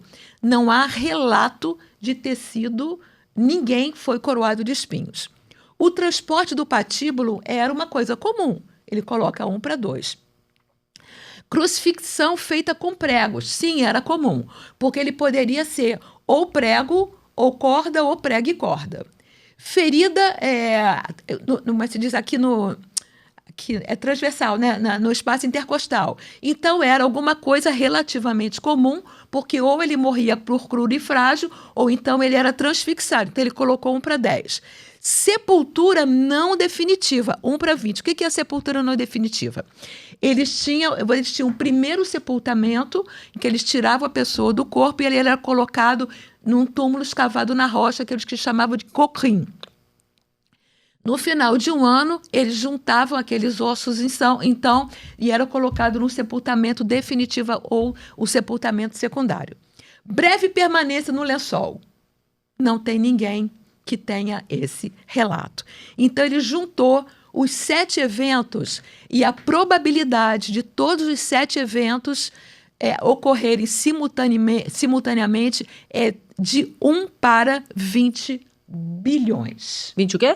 Bilhões. Bi. Não é mi, não, é bi. Bi. Então, nós podemos ter a certeza que o Santo Sudário é uma fotografia da hora da ressurreição. Eu acho bonito que você se emociona depois de tantos anos estudando. Para que creiais que Jesus é o Cristo, Filho de Deus. Essa foto me diz muito. Pois é, Essa por isso que eu foto falei para você. Você já viu quando pegam essa agora e colocaram na IA e transformaram essa numa imagem? Gente, eu não conseguia, eu fiquei assim, ó. Eu falei, meu Deus. Aí eu olhei não sei quantas vezes. Eu falei, caramba, olha aqui. Parecia vivo ali falando com a gente. Lá no Mosteiro da Sagrada Face tem essa imagem. Sim. Essa imagem que ficou ao contrário da que ele fez.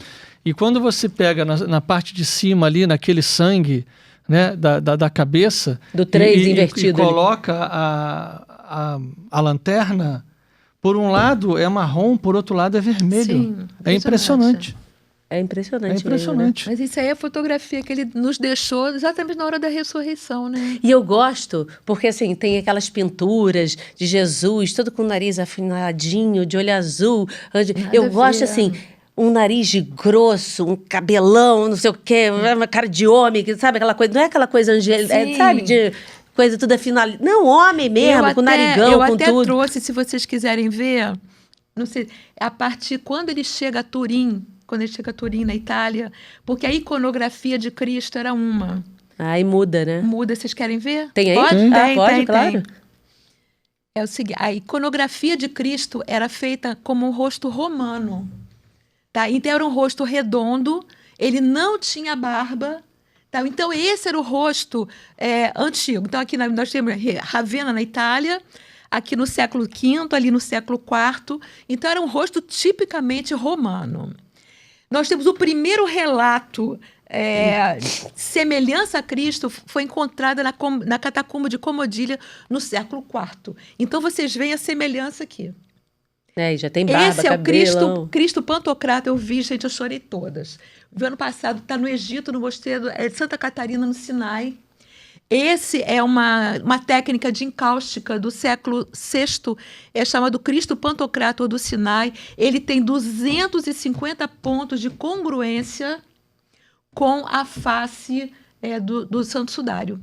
Então, sabe-se que provavelmente a pessoa que viu teve contato verdadeiro com o Santo Sudário, porque a imagem que tem maior ponto de você, para poder dizer que duas imagens são parecidas, basta você ter 60 pontos de congruência e ele tem 250 pontos.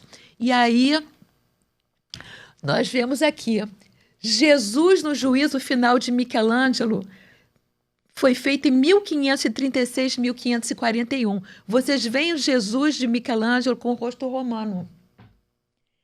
O sudário chega a Turim em 1578 e Bernini, ele faz então o Salvatore de Bernini após a veneração de Santo Sudário. Então a gente consegue ver o rosto, né, de o Salvatore Bernini. esse Salvatore Tá em tá Roma. Chega só um pouquinho. Sabe aonde? Isso. Sabe aonde ele está? Aonde ele está? Ele está na igreja... Gente, eu fui lá. Eu esqueci o nome da igreja, mas é uma igreja. É fácil também procurar no Google, dá o Google. É uma igreja que tem várias. Ele está bem assim, quer dizer, na entrada da igreja do lado direito, o Salvatore de Bernini. E esse trabalho foi feito por uma fotógrafa. Agora, tem 2 anos mais ou menos que ela fez. Ela pegou, porque eu não trouxe, mas ela pegou todas as fotografias do Santo Sudário e ela colocou sobre o rosto do Salvatore de Bernini. É impressionante a semelhança. Aí não dá nem 250 pontos, aí é tipo assim, uma em cima da outra. Então a gente vê a diferença de data, de 1536 para 1541. O sudário chega a Turim em 1578. Bernini era extremamente católico, cristão, e ele ia sempre a Turim para venerar o sudário. E foi a última obra dele. Foi o Salvatore de Bernini. Muito bonito. Eu sou apaixonada por Bernini. Então... realmente ele é impressionante. Não, é impressionante, sabe? Então, eu acho ele assim, muito proporcional, eu acho ele assim, maravilhoso. Então, é o que eu tenho. Se vocês tiverem dúvida, pergunta. Gente, uma maravilha. Essa aula foi maravilhosa. É uma verdadeira aula. Sim. Você deu pra gente uma verdadeira aula, assim, e vendo assim, as comprovações científicas, né, de como Jesus sofreu por nós. E uma coisa que eu gosto muito de sempre imaginar, quando eu era mais nova, eu falava assim, tá bom, Jesus morreu pela humanidade, sofreu pela humanidade. Mas isso é um erro. A gente tem que pensar assim, Jesus morreu, sofreu lá na cruz e morreu por mim. Por mim. Eu faço parte da humanidade.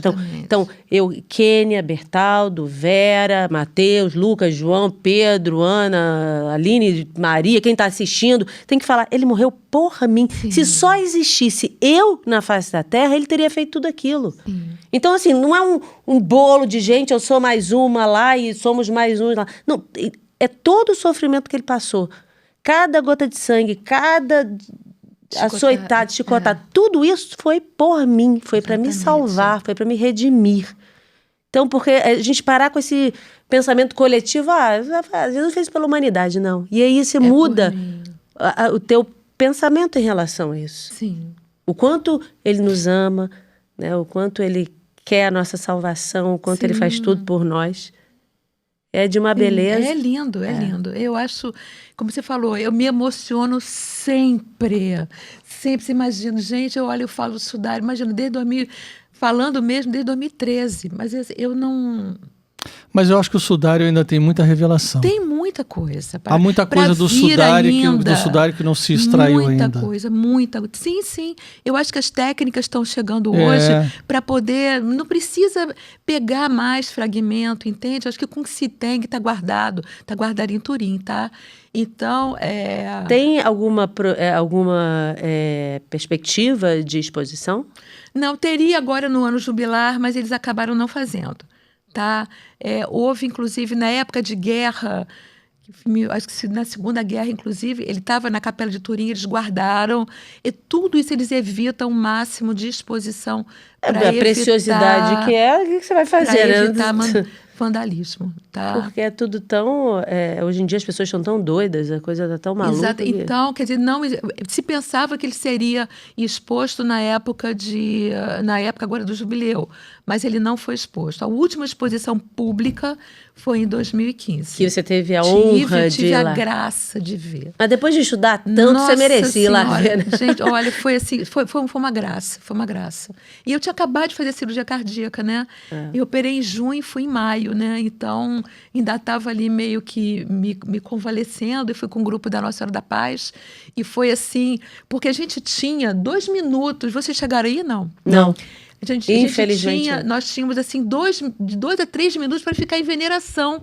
Em veneração porque era muita gente, então vamos embora. Era o mundo inteiro, né? Para o próximo. E aí, o que eu fiz? Eu tinha ido com um grupo da Nossa Senhora da Paz, nós éramos mais ou menos umas 6 pessoas, mas você entrava mais ou menos assim, de 10 em 10 pessoas. Aí eu entrei com o padre da Nossa Senhora da Paz, o Monsenhor Manuel, entrei com ele, e veneramos. Ele saiu, e sabe aquele lance de olhos que você tem?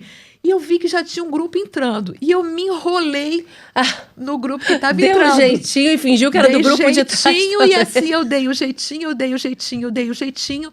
E eu fiquei mais ou menos em veneração, talvez por volta de 15 minutos. De 15 a 20 minutos. E o grupo lá fora, gente, a Vera se perdeu lá dentro. As pessoas acharam que eu tinha passado mal. Ainda mais que eu estava recém-operada, né? Estudiosa do caso, recém-operada, desmaiou lá dentro. Daqui a pouco eu só vejo o Padre Manuel entrando com eu vim resgatar uma pessoa. Olha, foi. Aí eu tô passando bem, padre. Levei uma bronca dele danada. Mas sabe aquela coisa assim que você. E depois ele foi dentro do Museu do Turim, que eu levei uma outra bronca também, que você não podia fotografar. Eu falei, gente, como eu tô aqui no Museu do Turim, eu não vou fotografar.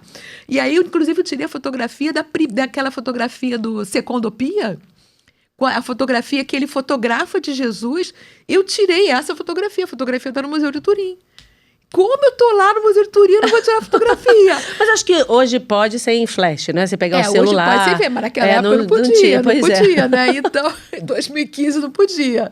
Então, quer dizer, eu tive, assim, algumas peripécias, né, com relação ao sudário, mas eu acho que só me faz ter essa emoção, né? Que eu realmente me emociono muito, muito. Ah, que bom. E você dá aulas sobre isso para médicos, né? Você dá palestras e vai sempre explicando tudo isso. Sim, ontem eu dei uma aula para o grupo da Paróquia São José da Lagoa, que essa, inclusive, eu dou com uma certa frequência. Eu até falei, vocês já estão no estado avançado, porque ontem eu já falei da parte da crucifixão, do tipo de pena, as razões que levaram Jesus à crucifixão, e aí eu foquei até na blasfêmia, que foi a principal delas, né? Então, mas de vez em quando eu dou, assim, eu sou ministra da Eucaristia também, eu acho que eu acabei nem falando. Que maravilha, eu não sabia. Pois é, eu sou ministra da Eucaristia, eu estou na paróquia da Gávea com o Padre Lincoln. Ah, sim. Então, eu sou ministra da Eucaristia. Imaculada Conceição. Isso, Imaculada Conceição da Gávea, ali na Marquês de São Vicente. Ah, que coisa boa. Então, e realmente para mim ia ser muita emoção, muita. Na hora que eu pego a hóstia, eu digo o corpo de Cristo, é muita emoção. Ah, que lindo, viu, Vera? Olha, muito lindo. Bom. Muito bom, gostei muitíssimo da sua aula. Importante. É importante, porque às vezes as pessoas têm alguma dúvida, se ficou ainda um resquício no coração das pessoas sobre esse abençoado carbono 14 de 88 aí, que fala, não é. Eu me lembro de eu vendo essa matéria e ficar assim, gente, mas não é, né? Eu acho que hoje eu dirimi todas as dúvidas. Com certeza, né? Com certeza, excelente. Muito bom. Muito bom. Maravilha. E quem quiser ver o Instagram da Vera é @veratostes_sudário. Isso. Né? E se a pessoa tiver alguma dúvida, quiser Pode perguntar, mandar- pode isso, mandar pode, mensagem, direct, você responde. Sim, sim, com certeza. Está escrito aqui, Vera Tostes, _Sudário. Vera, muitíssimo obrigada. Obrigado. Eu que Gostei agradeço, sabe? Eu fico assim muito feliz em falar do Santo Sudário. Na realidade, a gente está falando de Cristo e poder levar a sua presença entre nós. Dizer assim, realmente, eu estive aqui. Né? Dizer assim, eu passei por aqui, eu trouxe para vocês a minha foto. Então, eu fico assim muito feliz de poder dizer que ele esteve aqui, que ele passou por aqui, que ele está do lado da gente. Muito obrigada pelo convite. Obrigada Amém. mesmo. Obrigada, viu? Obrigada. Gente, ó, e não esqueça de se inscrever no canal. Cadê essa plaquinha? Mostra a plaquinha, Bertal. Já fizeram a plaquinha, a produção se esmerou tanto. Ó, inscreva-se no canal, tá bom, gente? Muito bem, valeu. Um beijo grande e até o próximo episódio. Tchau.